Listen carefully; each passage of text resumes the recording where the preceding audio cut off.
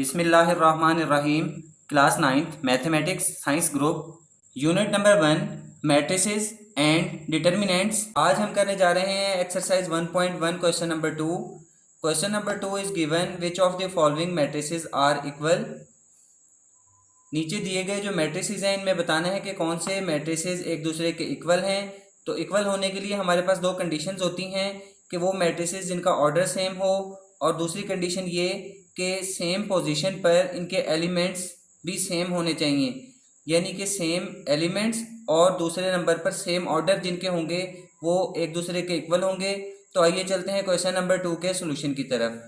आज की वीडियो में हम एक्सरसाइज 1.1 क्वेश्चन नंबर 2 और क्वेश्चन नंबर 3 सॉल्व करने जा रहे हैं। क्वेश्चन नंबर 2 सॉल्व करेंगे तो उससे पहले स्टेटमेंट रीड करते हैं, which of the following matrices are equal. हमने बताने हैं कि नीचे जो मैट्रिसेस दिए हुए हैं इनमें से कौन से इक्वल मैट्रिसेस हैं।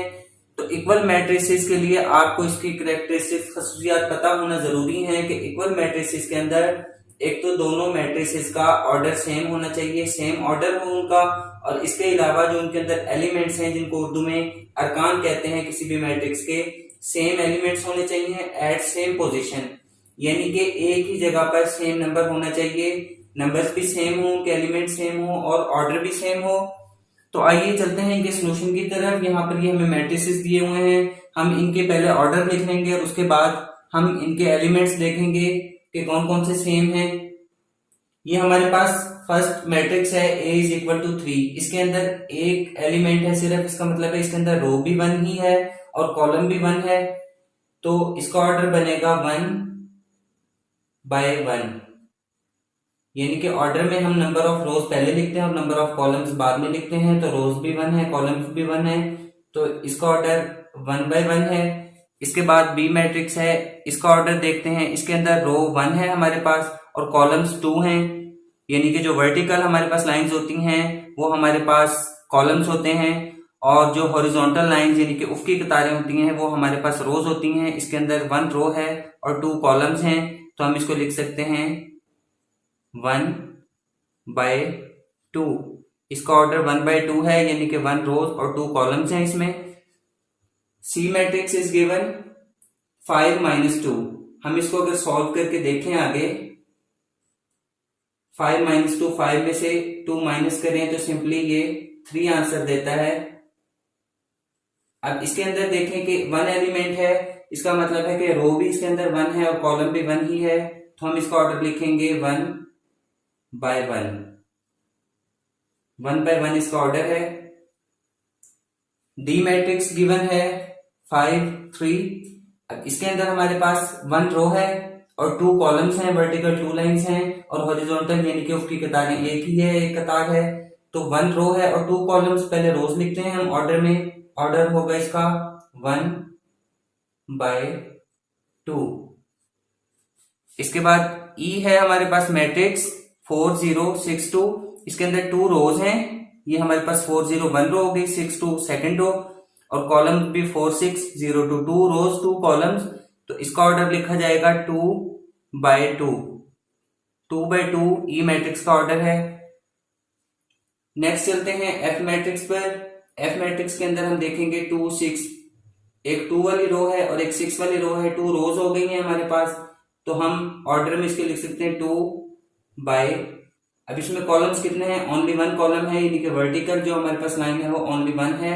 इसका मतलब है कि कॉलम बाद में लिखे जाते हैं। 2 बाय 1 इसका ऑर्डर आ गया। जी मैट्रिक्स गिवन है 3 माइनस 1 3 प्लस 3। हम इसको सॉल्व करके लिख लेते हैं, सब्ट्रैक्शन और एडिशन करके। G is equal to 3 minus 1 simply 2 आएगा, और 3 प्लस 3 6 2 6। यहां हमारे पास देखें 2 रोज हैं, एक 2 वाली रो और एक 6 वाली रो, 2 रोज हो गई हैं और 1 कॉलम है। तो इसका ऑर्डर कैसे लिखा जाएगा, 2 बाय 1। 2 बाय 1 इसका जी मैट्रिक्स का ऑर्डर है। नेक्स्ट है हमारे पास एच।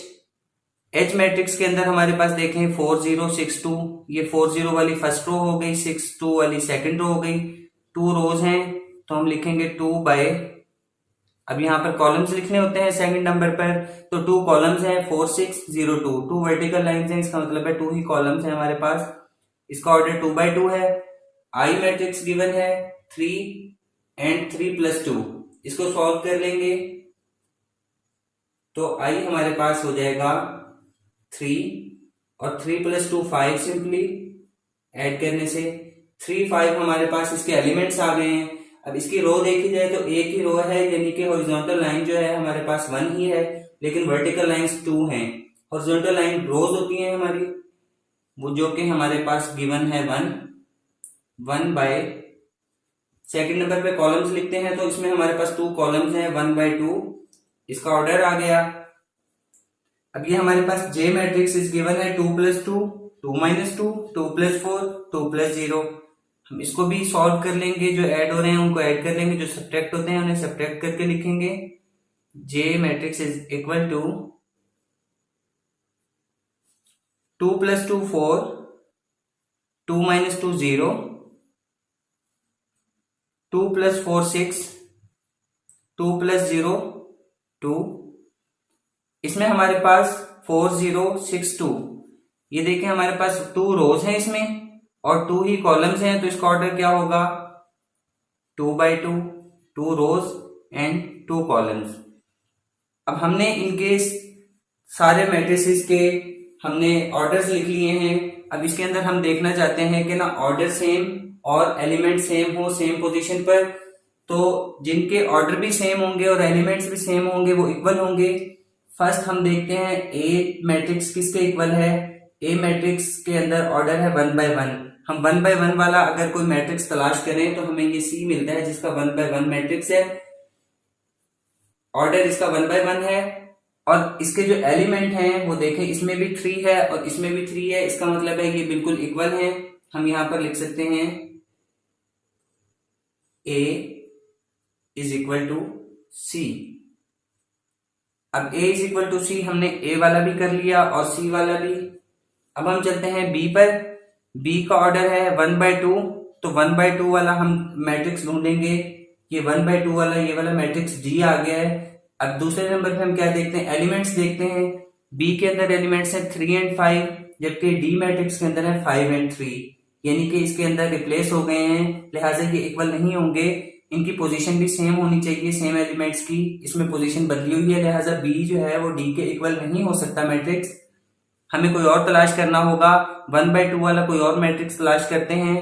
तो यहाँ पर अगर आप देखें 1/2 आई मैट्रिक्स जो गिवन है 1/2 है, इसके अंदर 3 and 5 है एलिमेंट और इसके अंदर भी 3 and 5, यानी कि एलिमेंट्स भी सेम है, ऑर्डर भी सेम है, तो बी मैट्रिक्स आई मैट्रिक्स के इक्वल होगा। हम यहां लिख सकते हैं B is equal to I। अब ये हमारे पास B और I भी हो गए हैं। हम चलते हैं D की तरफ। D मैट्रिक्स में एलिमेंट्स हैं 5 and 3 और इसका ऑर्डर है 1/2। अब 1/2 वाले हमारे पास इसके अंदर सिर्फ 2 ही मैट्रिसेस गिवन हैं, एक B और एक I। 1/2 और 1/2 दोनों मैट्रिसेस के अंदर हमारे पास 1/2 ऑर्डर मौजूद है, लेकिन एलिमेंट्स जो हैं वो दोनों के अंदर डिफरेंट हैं। बी आई के इक्वल तो है क्योंकि 3 and 5 इनके एलिमेंट्स मौजूद हैं, लेकिन जो डी मैट्रिक्स दिया हुआ है इसमें 5 and 3 है और ये दोनों ही मैट्रिसेस से मैच नहीं करता, लिहाजा डी जो है वो किसी के इक्वल नहीं है, ये किसी के साथ मैच नहीं हो रहा, इसको छोड़ देंगे। इसके बाद हमारे पास ई मैट्रिक्स है। ई मैट्रिक्स में गिवन है 4 0 6 2। अब इसका ऑर्डर है 2/2। हमने 2/2 ऑर्डर वाले और मैट्रिक्स को तलाश करना है, तो हम यहाँ पर अगर देखें तो एक H है हमारे पास 2/2 ऑर्डर है इसका, और एक J हमारे पास मैट्रिक्स है, इसका भी ऑर्डर 2/2 है। अगर इनके एलिमेंट्स देखें 4 0 6 2, 4 0 6 2, 4 0 6 2। E, H और J जो मैट्रिसेस हैं इनके एलिमेंट्स भी सेम है और ऑर्डर भी सेम है, यानी कि ये तीनों जो मैट्रिसेस इक्वल हैं एक दूसरे के। हम यहाँ पर लिख सकते हैं E is equal to H is equal to J।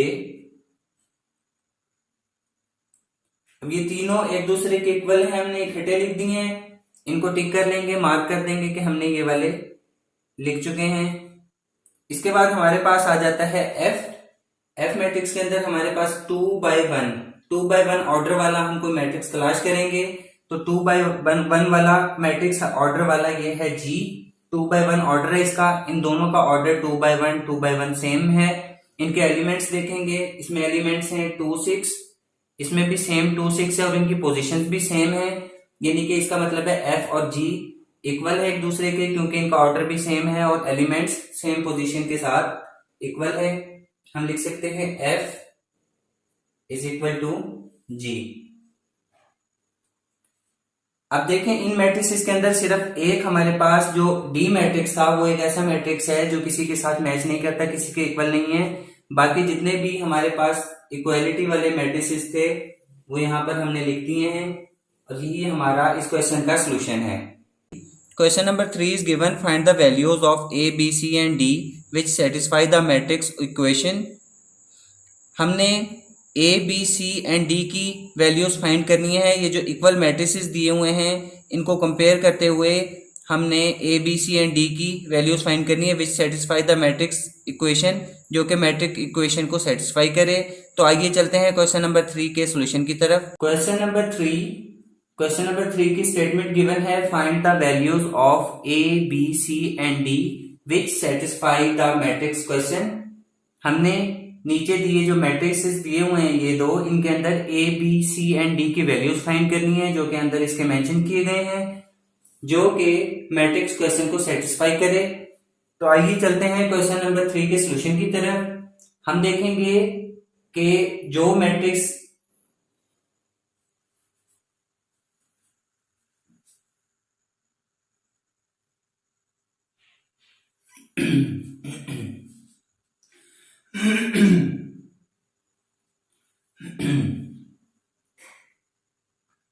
अब यहाँ पर हमारे पास ये मैट्रिसेस इक्वल हैं और इक्वल मैट्रिसेस में आपको पता है कि जो आमने सामने के बिल्कुल एक जैसे सेम पोजीशन पर एलिमेंट्स होते हैं वो भी इक्वल होते हैं, जैसे कि हमने प्रीवियस क्वेश्चन में किया है। a प्लस सी 0 के इक्वल, a प्लस 2b -7 के इक्वल, c -1 3 के इक्वल, 4d -6 2d के इक्वल होगा। तो इनकी सेम पोजीशंस के हिसाब से हम इनकी इक्वालिटी लिख लेंगे, क्योंकि हमने a, b, c and d की वैल्यूज फाइंड करनी है। तो सबसे पहले a plus C is equal to 0,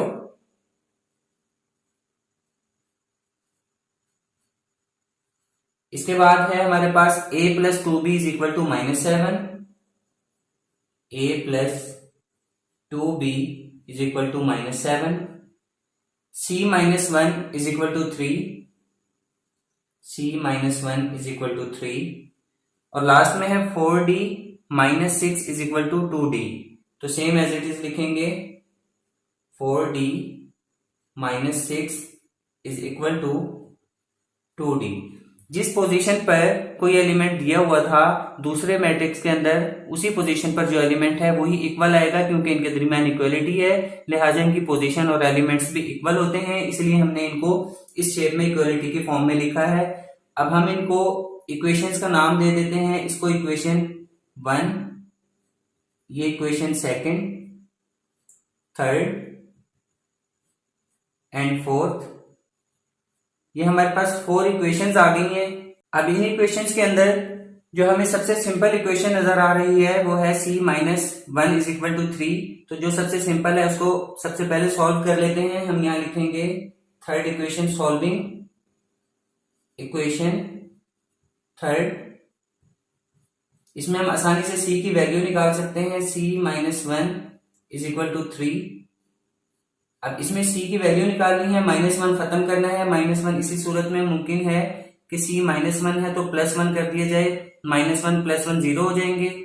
इसमें इक्वालिटी है, एक साइड पर +1 किया तो दूसरी साइड पर भी 3 के साथ +1 करना पड़ेगा। दोनों साइडों पर +1 हो गया। अब ये वाला जो है -1 + 1 ये तो 0 हो जाएगा और 3 + 1 4 बन जाएगा, यानी कि यहां पर हमारे पास अकेला c रह गया और 3 + 1 4, c इज इक्वल टू 4 हमारे पास c की वैल्यू आ गई।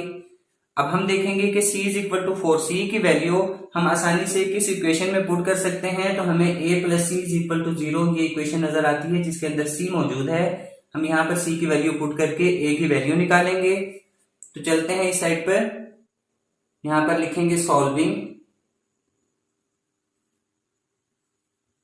Equation first, a plus C is equal to 0। अब इसके अंदर c की वैल्यू पुट कर सकते हैं हम। c की वैल्यू हमें 4 गिवन है, तो हम यहां पर लिखेंगे पुटिंग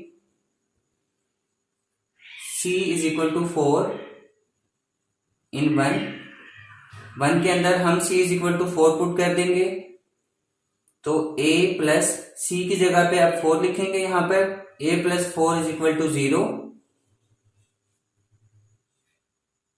अब a के साथ प्लस का 4 है, हमने a की वैल्यू फाइंड करनी है, क्योंकि हमें यहाँ पर क्वेश्चन में कहा गया है कि a b c and d की वैल्यू फाइंड करनी है। तो a को हमने अलग करना है, बाकी चीजें खत्म करनी है। साथ वाली प्लस का 4 की सूरत में खत्म हो सकता है, एक ही कंडीशन है -4 कर दिया जाए। अब ये इक्वालिटी है, इक्वालिटी ये कहती है कि दोनों साइडों पर इक्वल काम होना चाहिए, तो हम 0 -4 इस साइड पर भी करेंगे। ये +4 और -4 0 हो जाएगा, यहाँ पर हमारे पास अकेला a रह जाएगा। a इज इक्वल टू, और 0 -4 इसका आंसर आ जाएगा। ये हमारे पास a is equal to -4 value आ गई a की। अब हम देखेंगे कि हमारे पास a और c की वैल्यूज मौजूद हैं। a एंड c की वैल्यू हम कहां पर एडजस्ट कर सकते हैं? अगर हम देखें यहां पर, तो a की वैल्यू यहां पर पुट करके सेकंड इक्वेशन में हम b की वैल्यू निकाल सकते हैं। तो हम यहां पर लिखेंगे सॉल्विंग इक्वेशन सेकंड इक्वेशन लिख लेंगे a plus 2b is equal to -7। a की वैल्यू फाइंड की है हमने -4, हम यहां लिख सकते हैं putting a is equal to -4। अब -4 इसके अंदर पुट कर देंगे a की जगह पर, -4 plus 2b is equal to -7। हमने b की वैल्यू फाइंड करनी है, तो जो इजाफी चीजें हैं हम खत्म करेंगे। यहाँ पर -4 दिया हुआ है, अगर हम इसमें +4 कर दें तो ये -4 + 4 0 हो जाएगा। दूसरी साइड पर भी +4 करना पड़ेगा क्योंकि इक्वालिटी है।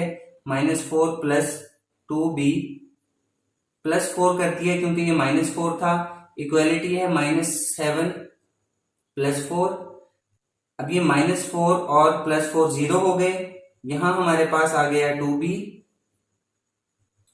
2b is equal to -7 + 4।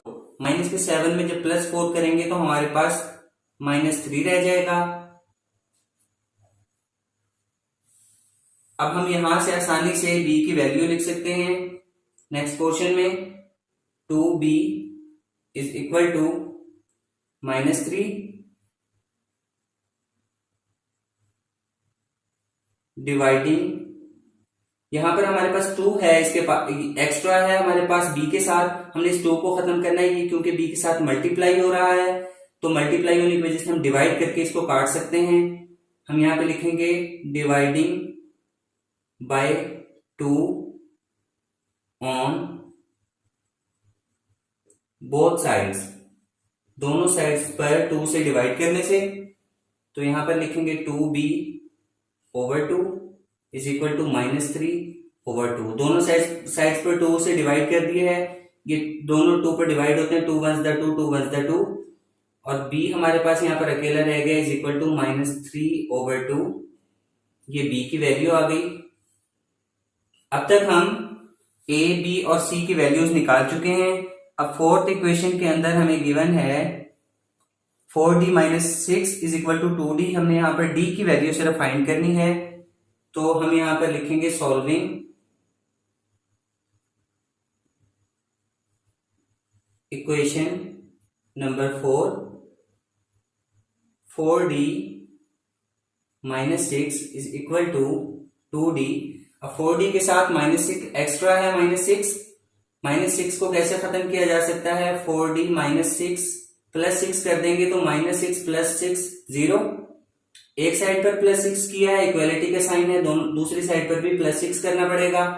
ये दोनों 0 हो जाएंगे, -6 + 6, और यहां पर हमारे पास 4d is equal to 2d + 6। अब यहाँ पे d मौजूद है, हमने d को एक साइड पर लेके जाना होता है क्योंकि दूसरी साइड पर हमारे पास नंबर सिर्फ कांस्टेंट मौजूद होने चाहिए। और जो फाइंड कर रहे हैं वो एक साइड पर हो, तो हम 2d को कैसे कर सकते हैं, ये प्लस का 2d है, अगर हम इधर माइनस 2d कर दें तो एक साइड से खत्म हो जाएगा, 2d प्लस 6 माइनस 2d। देखें यहाँ पर जिसके साथ कोई साइन नहीं होता वो प्लस का कंसीडर किया जाता है, अगर माइनस का होता है तो माइनस 7 लगाया जाता है। ये प्लस का था, इस प्लस 2d को हमने खत्म करना था तो माइनस 2d लगाया, इक्वालिटी का साइन है, इस साइड पर भी माइनस 2d लिखेंगे। अब ये वाला इससे खत्म हो गया, कैंसिल हो गया, 0 हो गया, और यहाँ पर हमारे पास 6 रह गया। 4d में से 2d माइनस करें तो हमारे पास 2d बचता है। अब 2d दोनों 2 पर डिवाइड होते हैं, इसको भी 2 पर डिवाइड करेंगे, इसको भी 2 पर, 2 1 2 2 1 2 2 1 2 2 3 6, d इज इक्वल टू 3 आ गया। ये हमारे पास d की वैल्यू आ गई। हमने step by step a b c and d की वैल्यूज फाइंड की हैं और हम यहां पर आंसर में लिख सकते हैं, answer is equal to a is equal to -4, b is equal to -3/2, c is equal to 4 and d is equal to 3। ये हमने a b c and d की वैल्यूज फाइंड की हैं जो कि क्वेश्चन में पूछी गई थी। आज हमने exercise 1.1 question number 2 and question number 3 solve किया है। उम्मीद है आपको क्वेश्चंस की समझ आ गई होगी। अगर आपको हमारी वीडियो पसंद आई है तो प्लीज हमारे चैनल को सब्सक्राइब करें, लाइक का बटन दबाएं, ज्यादा से ज्यादा शेयर करें और बेल आइकन पर क्लिक करें ताकि नेक्स्ट क्वेश्चंस की वीडियोस आपको नोटिफिकेशन में मिलती रहें। Thank you.